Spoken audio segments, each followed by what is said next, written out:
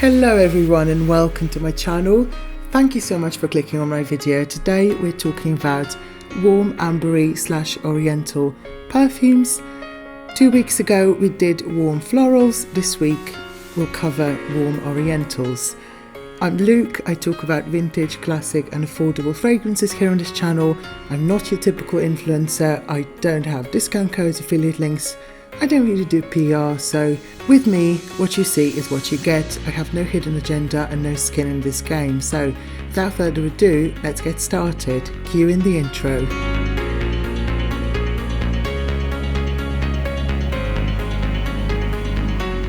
The very first perfume is obviously Opium by YSL, and this is from the 70s. Opium is just one of my favorite amber spicy perfumes. It's warm, it's comforting, it's magical, it's mystical. It brings back so many memories for me. It makes me feel a certain way. It's strong, it's powerful, it's in your face. It lingers all day. You spray this on in the morning and you have to shower it off in the evening. This is not the sort of scent that will, wear off. No, this will stay on your skin, on your clothes for days.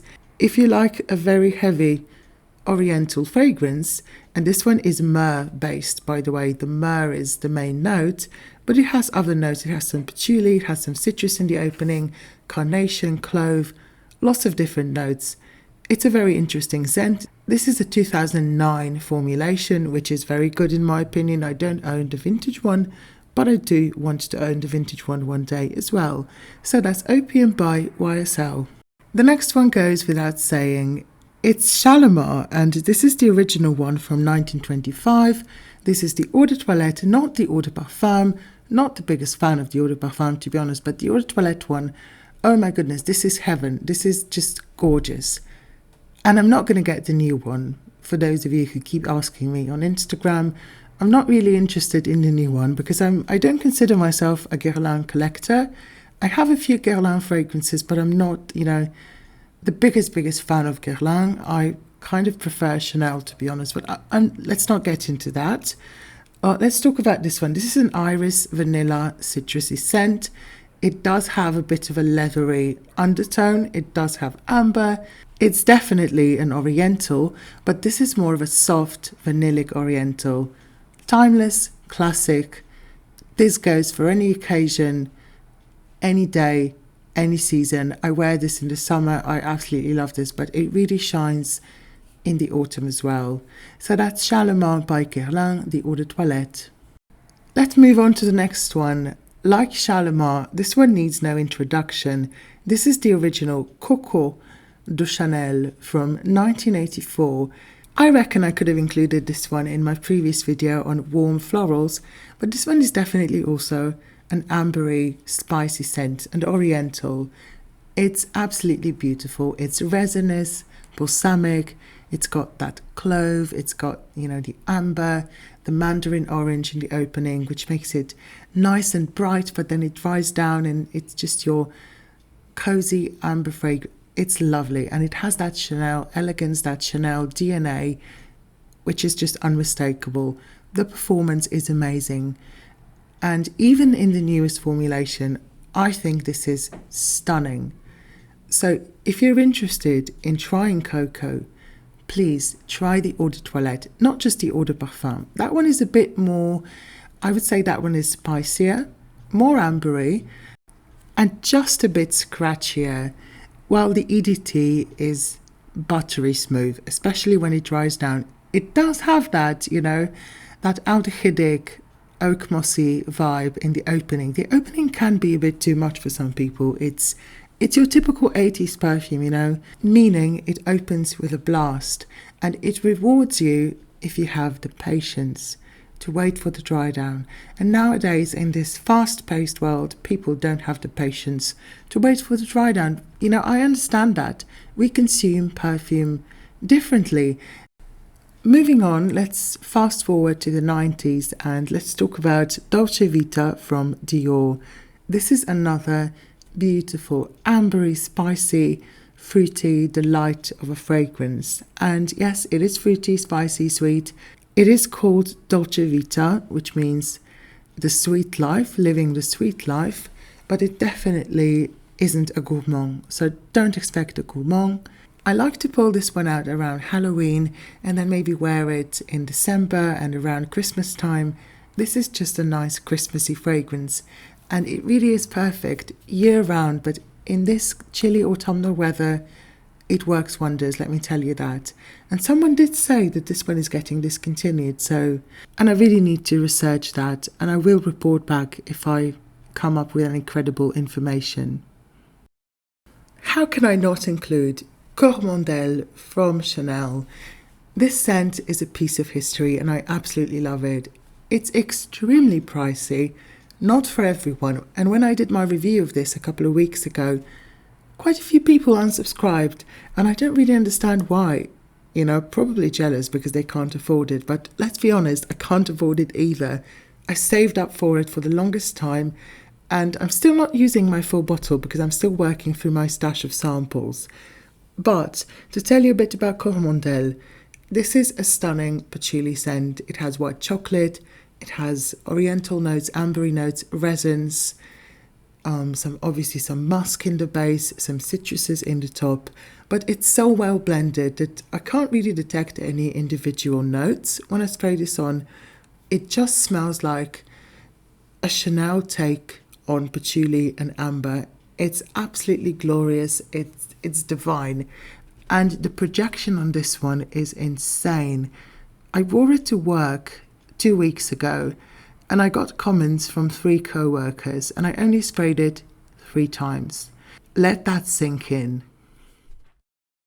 Can I really do an amber video without acknowledging one of the greatest ambery orientals, spicy orientals of all time? Well, it's Youth Dew by Estée Lauder. This is the fragrance that changed the way women bought and wore perfume. It was released as a bath oil in the 1950s, and it revolutionized the way perfume was consumed. Perfume became an affordable, everyday commodity. So this one really has a very special place in perfume history. But all that aside, let's just focus on this perfume. This is a very strong clove, cinnamon, ambery, balsamic scent. It does smell a bit aromatic, a bit green, a bit mysterious, and it's one that, you either love it or you hate it. There's no in between. It's either one or the other. And I personally love this, but I'm really all about microdosing this. I only do 1 to 2 sprays before bed. I enjoy this one the most before bed. I find that when I wake up, all that's left on my skin is the powderiness, and it's just so comforting. I love this scent. I don't really wear it out. Maybe I should wear it out a bit more. So that's Youth Dew by Estée Lauder. The next scent is Montana from the house of Montana, and this is called Parfum de Peau. This is from the 1980s, created by Edouard Flechier, the same perfumer who, among others, worked on Poison. So it's no surprise I like this one. This one has way more leather than Poison. Poison doesn't really have any leather, but this one is intensely leathery and animalic. It's also ambery and oriental. It's also spicy and it's also floral. It has everything but the kitchen sink, as they like to say about 80s perfumes. And this is the epitome of an 80s perfume. You really have to like that style of perfumery, so I only recommend you to blind buy this one if you already love very strong animalic scents from that era. For example, Paloma Picasso, Knowing by Estée Lauder, Chanel Coco, Isatis from Givenchy, scents like that. Last but not least, we've got a drugstore classic. This is a classic from the 70s, from the drugstore, and this is dirt cheap. You can buy this for €10, dollars, pounds, and essentially it's an incense fragrance. The one I have is the 100% Eau de Parfum strength, or is it Eau de Cologne? I don't know. I'll put it on the screen, but it's the one that's a bit stronger than the other ones. I think it comes as eau de parfum and eau de cologne, and this one is actually really strong. I only need 2 sprays of this one, and I'm not gonna lie, this is not my favorite scent in the world. I really have to be in the mood for a very strong, in-your-face incense fragrance. It's also powdery and comforting, but that incense, oh my goodness, this smells like incense sticks. It smells as if you rubbed, grated incense all over your body. It really does smell like that. It also has a hint of citrus and a hint of raspberry, so it does have a hint of sweetness. It's a very interesting perfume, niche quality. It's amazing that you can get such amazing quality for such a low price. It really is amazing. I highly recommend this for vintage lovers. And Sheba Lifts did an amazing video on Ciara back in probably about 10 years ago. I'll link the video in the description box.